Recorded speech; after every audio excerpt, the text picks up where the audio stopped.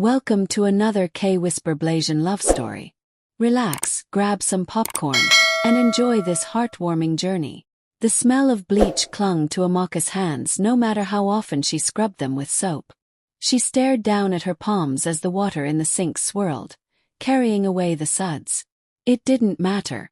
By the time the night ended, she would be holding another rag, another mop, wiping down another floor that would never be hers. She was tired. But tiredness had long become a constant companion since moving to Seoul 2 years ago. She wasn't here for comfort.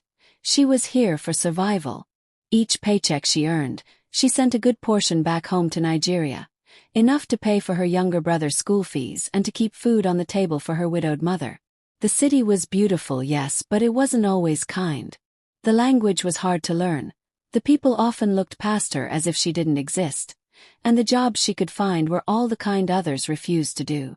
Still, Amaka carried herself with quiet dignity. She had come this far.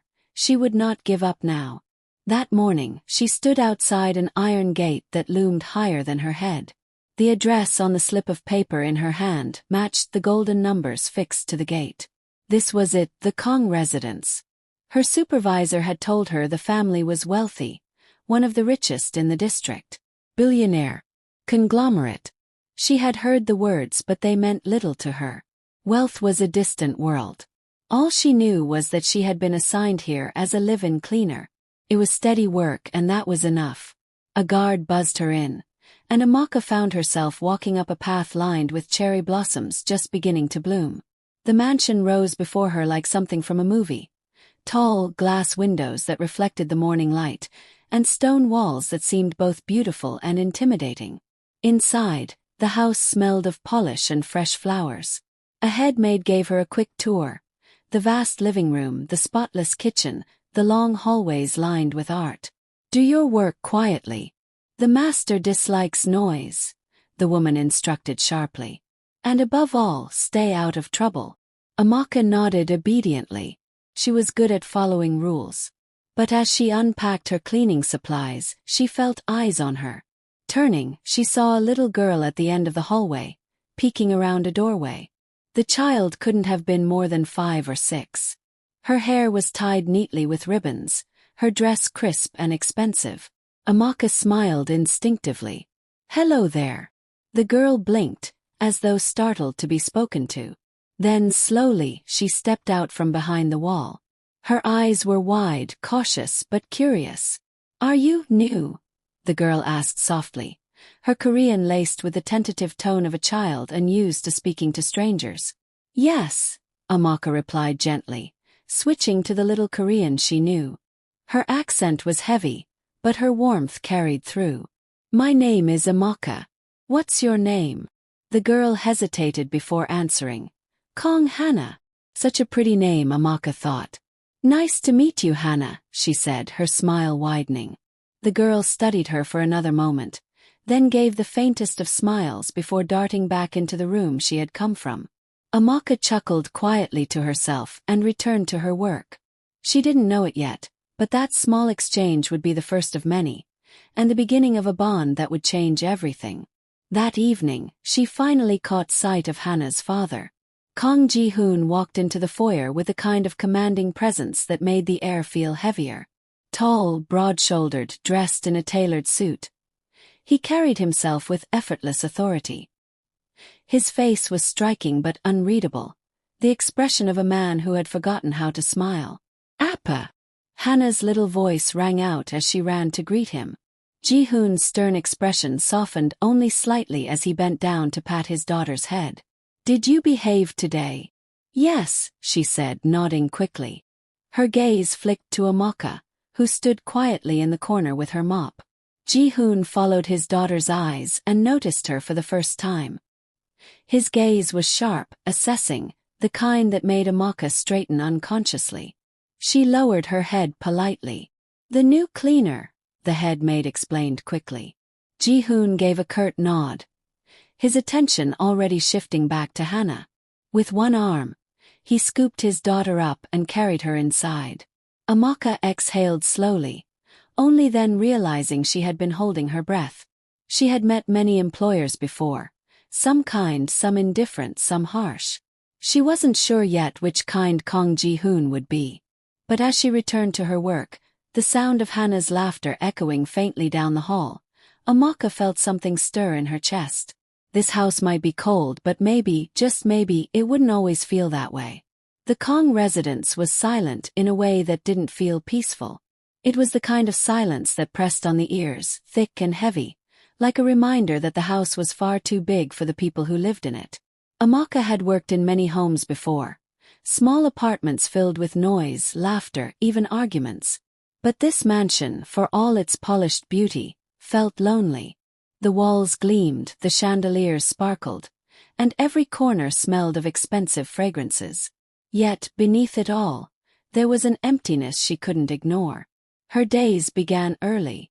By 6 in the morning, she was already scrubbing floors that didn't look dirty, polishing silver that was already shining. The head maid, Mrs. Choi, ran the household like a military base. Every task was timed, every corner inspected. "Do not linger in the master's study," Mrs. Choi warned one afternoon as Amaka carried a tray of cleaning cloths.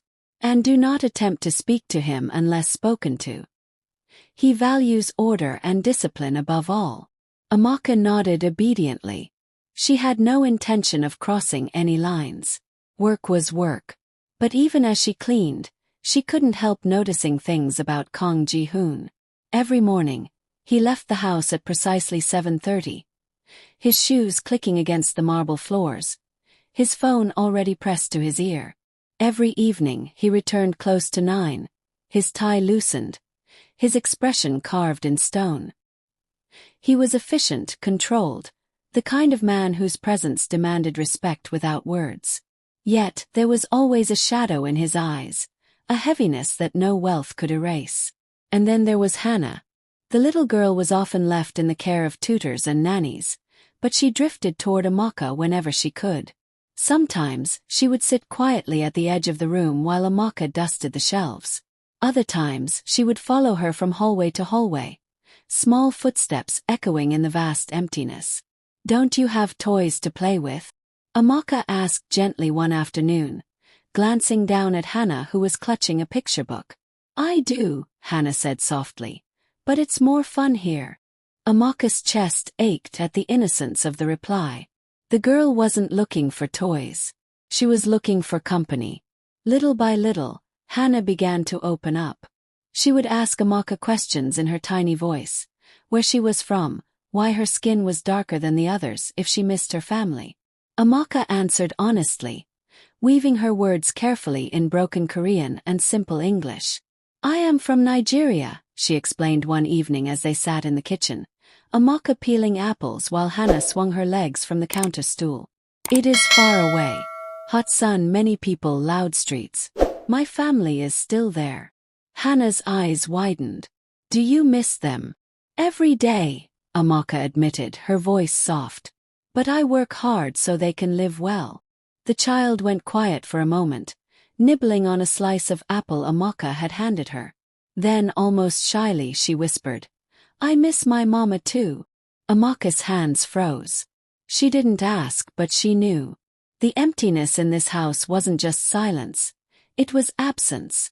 That night, Amaka found herself thinking about Hannah long after she had gone to her small servant's room.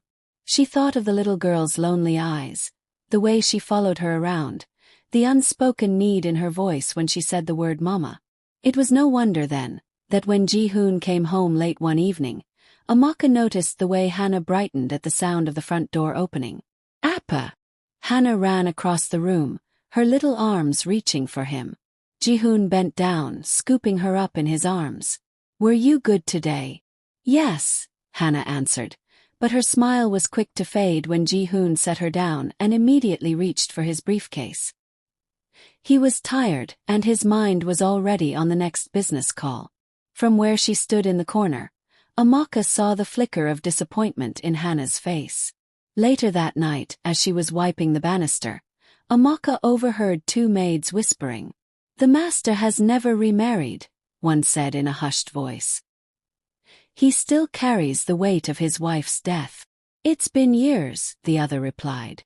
But he doesn't let anyone close. Not family, not friends.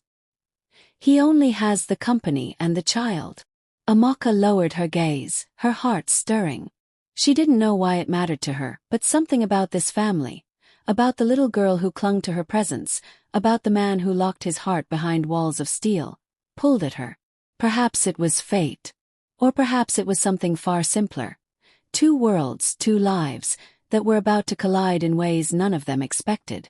The days turned into weeks, and slowly, the rhythm of life in the Kong household shifted. At least for Hannah. Started with small moments. Amaka would be dusting the shelves in the library, and Hannah would appear quietly, clutching her picture book. She wouldn't say anything at first, just sit cross-legged on the rug, watching. One afternoon, Hannah finally asked, "Can you read this to me?" Amaka hesitated, glancing at the polished shelves and the silent walls. This wasn't part of her duties. But when she looked at Hannah's hopeful eyes, something inside her softened. "I can try," she said, her Korean careful, halting. The storybook was simple, filled with animals and bright illustrations.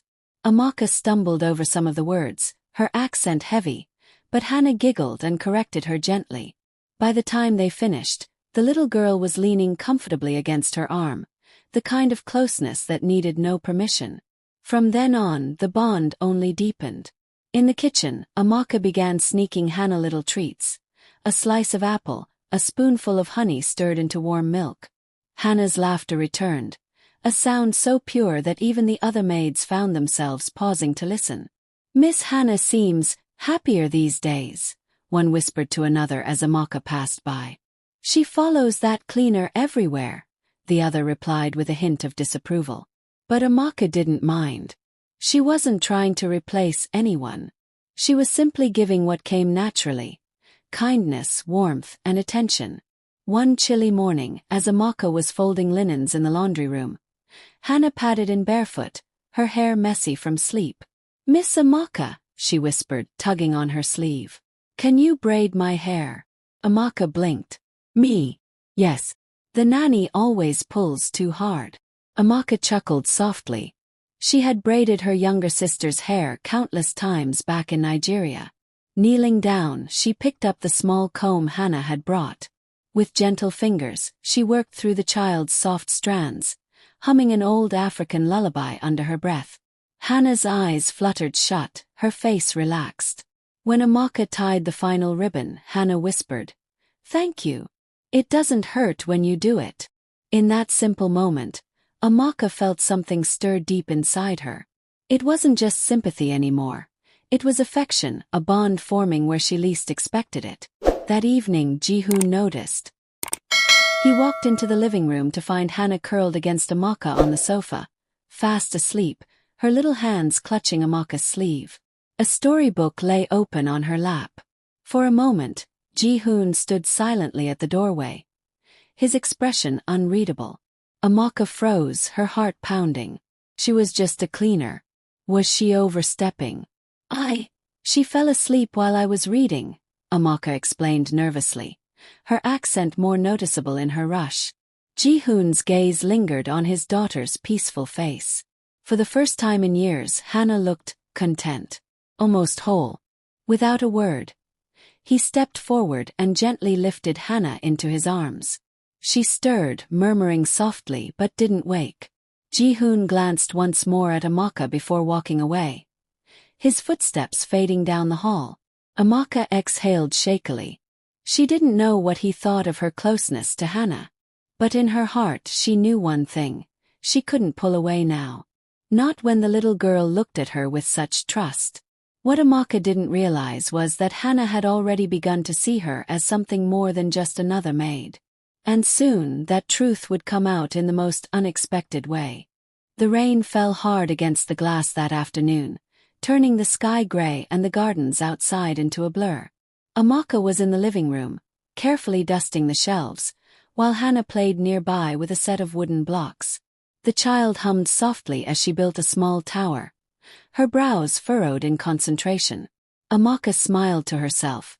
It was rare to see Hannah so absorbed, so at peace. But then, in a flash, the tower toppled. The wooden pieces scattered across the polished floor, and in her rush to grab them, Hannah tripped. Ah! The sharp cry pierced the silence. Amaka dropped her cloth instantly and rushed over. Hannah sat on the floor, clutching her knee, tears welling in her eyes. A small scrape glistened red against her pale skin. "Oh, sweet one," Amaka murmured, kneeling beside her. She gently pulled the girl into her arms, wiping the tears that rolled down her cheeks. "It's okay. You're okay." Hannah buried her face in Amaka's chest, her small body trembling. "It hurts."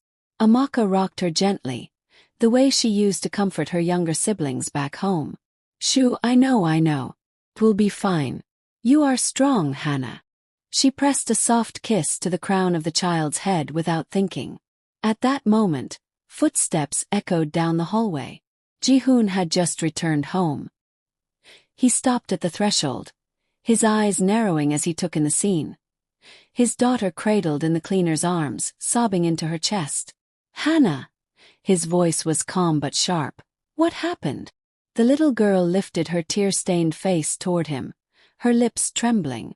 And then, with complete innocence, she whispered a word that froze the room in place. "Mama." The sound was small, fragile, but it landed like thunder. Amaka's eyes widened. Her heart stopped.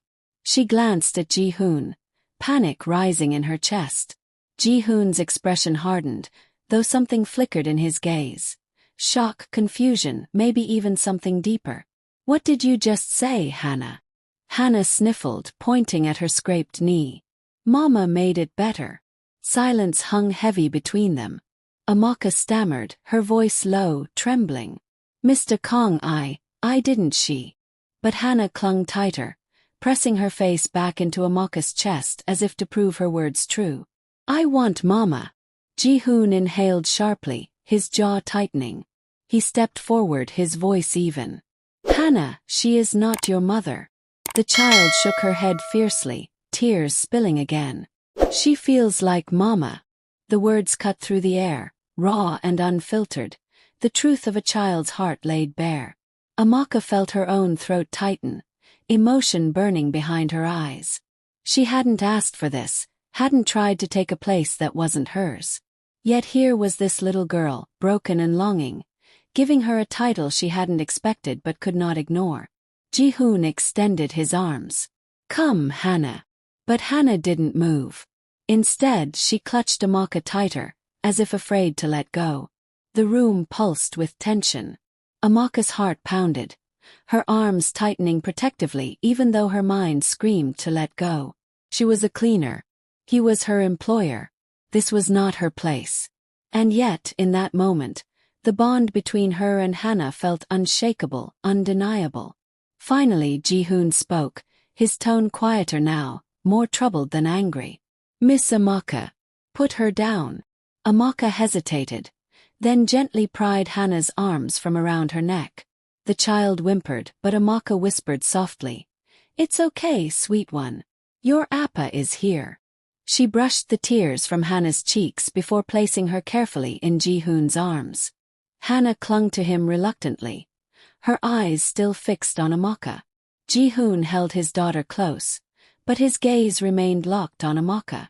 For the first time since she had entered this house, she saw something in his eyes. Not coldness, not indifference, but conflict. A question neither of them dared to speak lingered in the silence. What happens now? The air in the Kong mansion was different after that day. The word hung in the halls like an echo that refused to fade. Mama. For Amaka, it was impossible to forget the way Hannah had clung to her, the way her tiny voice had trembled as she claimed her in front of her father. She had not meant for it to happen, yet the moment replayed in her mind again and again, stirring emotions she didn't dare name. Hune had not raised his voice, but the stiffness in his posture, the sharpness in his gaze. It had been enough. Since then, his presence carried a colder edge whenever Amaka was in the room. That evening he called her to the study.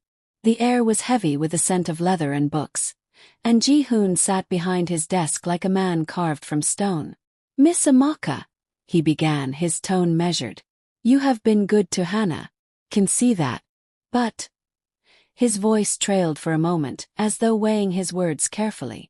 Do not encourage her to call you that word again. Amaka lowered her gaze, her hands twisting nervously in front of her. Sir, I swear I did not tell her to. I know, Hune cut in quickly, his voice sharper than before. I know children act from their hearts. But Hannah, she is fragile. She has already lost enough. I cannot let her confuse herself more. The words struck Amaka like a quiet blow. She nodded, her throat tight. Yes, sir. I understand.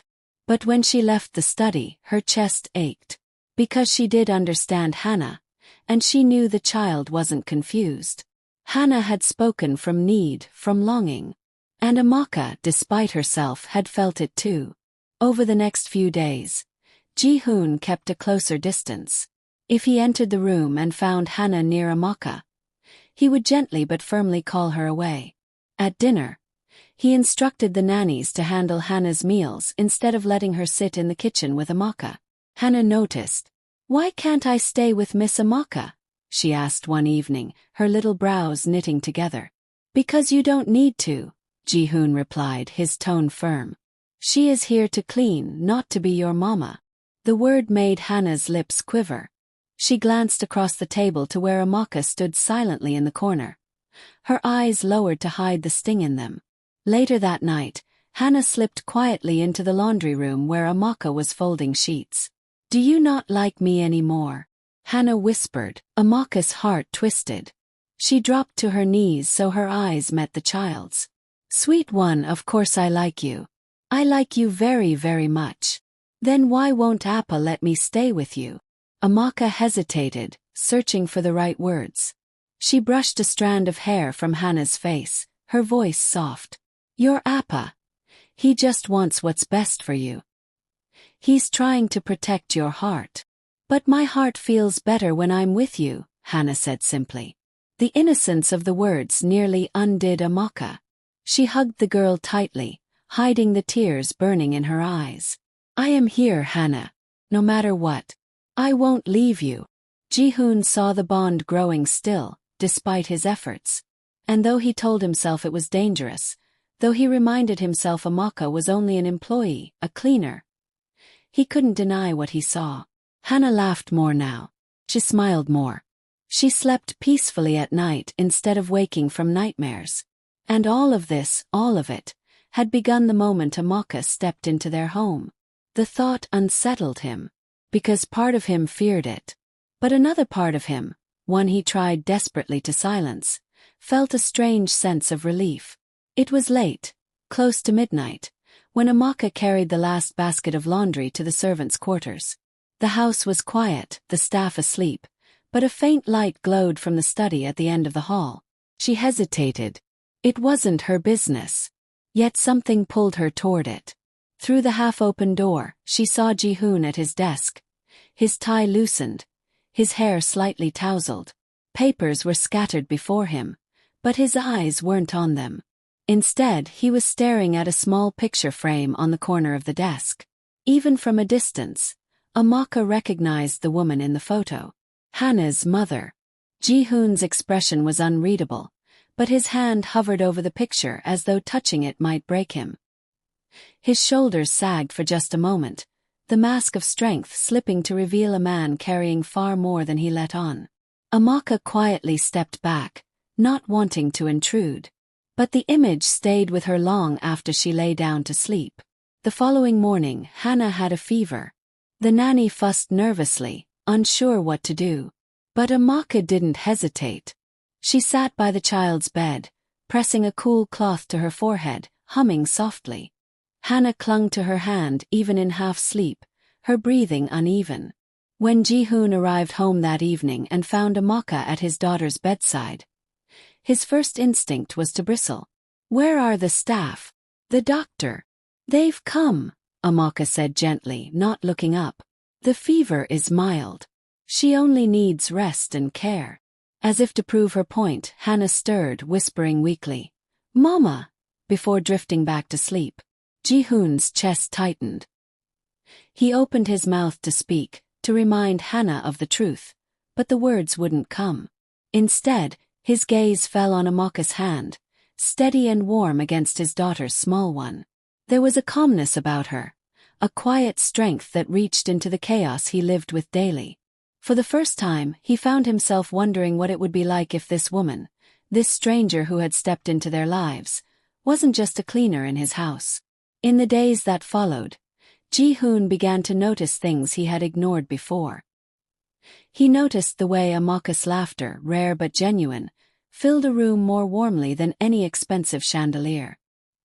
He noticed how she bent down to Hannah's level when she spoke, giving the child her full attention, something he himself often failed to do. He noticed how her accent wrapped around Korean words with softness, how her voice carried both gentleness and strength. One evening, he returned earlier than usual. To his surprise, the living room wasn't empty. Amaka sat cross-legged on the rug with Hannah in her lap.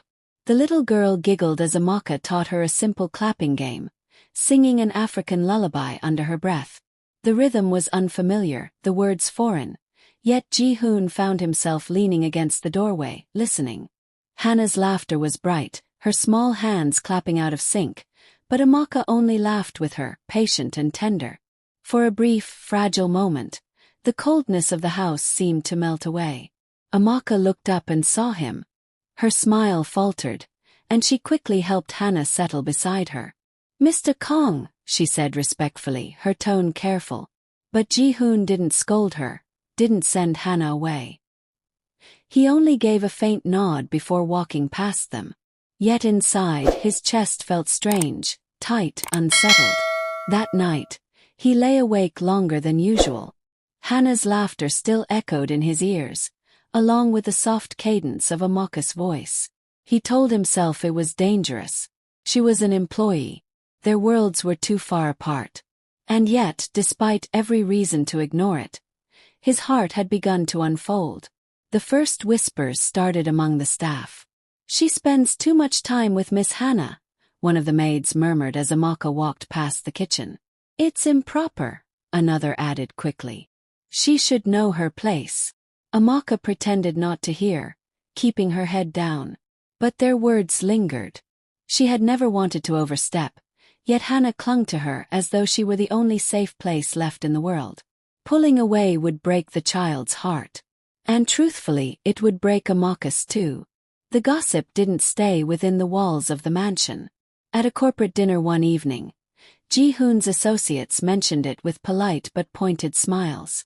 "I hear your little girl has grown quite attached to a member of the household staff," one man said lightly, swirling his wine. "Children can be impressionable," another woman chimed in, her tone carrying an edge. "It would be unwise to let such bonds form too deeply.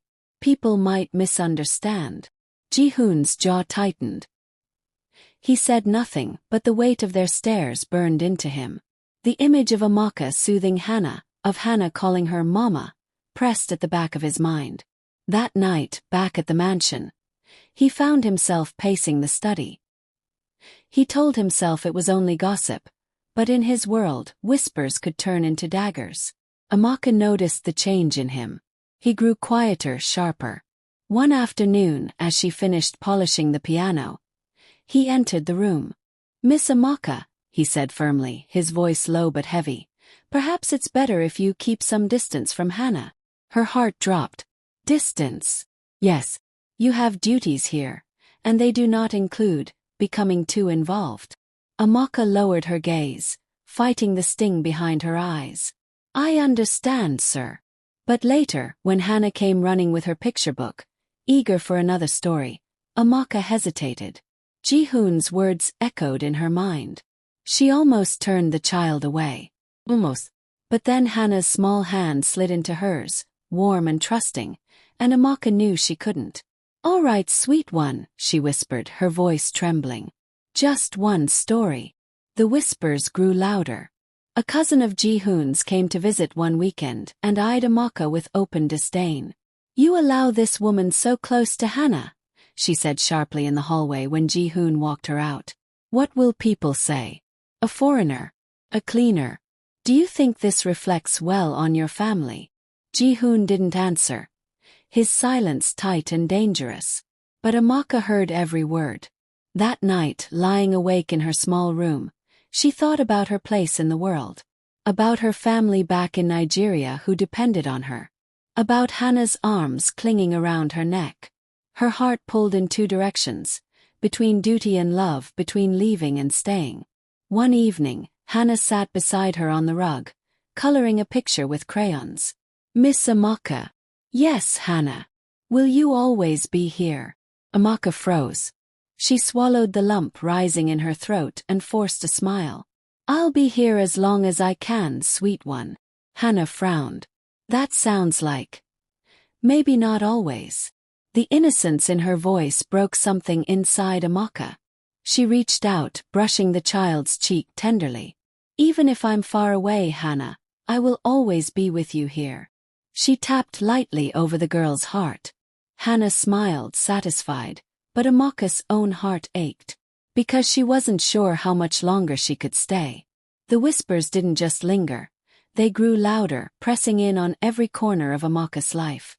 She felt them in the sidelong glances of the staff, in the sharp comments from visiting relatives, in the way Ji-hoon's eyes lingered on her with unspoken conflict. One evening, she sat on the edge of her narrow bed, clutching her phone. Her mother's voice crackled through the line all the way from Nigeria. "My daughter, you sound tired," Mama said softly. "I'm fine, Mama," Amaka replied, though her throat tightened. "Work is. It is hard, but I'm managing." "You must be careful," Mama warned. "Foreign lands do not always welcome us. Do not lose yourself in their troubles." Amaka closed her eyes. She wanted to explain, to confess that her troubles weren't about herself, but about a little girl who had called her Mama and meant it with all her heart. But how could she? Some things were too heavy for words. When the call ended, she made her decision. She would leave. Better to go now than risk destroying herself. Or worse, breaking Hannah's heart further down the road. But fate didn't wait for her to pack her bags. It happened on a stormy night. Hannah had been quieter than usual all day. Her cheeks flushed, her little steps sluggish. By evening, her small body burned with fever. The staff scrambled, calling for the doctor. Ji-hoon rushed home, his face drawn with worry. "Appa!" Hannah whimpered weakly as he entered her room. "I'm here, sweetheart," Ji-hoon said quickly, kneeling beside her. His hand pressed to her forehead, but his touch, though gentle, seemed to do little to calm her trembling. Hannah turned away, restless, tears pricking her eyes. Then, through cracked lips, she whispered one word. "Mama." Ji-hoon's chest tightened. His gaze flicked toward the door, where Amaka stood frozen, her hands clutching the frame. He didn't have to say anything. Amaka stepped forward instinctively, kneeling by Hannah's side. With practiced ease, she dampened a cloth, wiping Hannah's burning face, humming softly in a lullaby that crossed oceans. Almost instantly, Hannah's breathing eased. Her trembling lessened. She clung to Amaka's hand as though it were the only anchor in the storm. Ji-hoon watched, helpless. He had money, power, access to the best doctors. But it was Amaka's presence, her voice, her touch, that soothed his daughter. Hours passed. Amaka stayed by Hannah's side, refusing to move.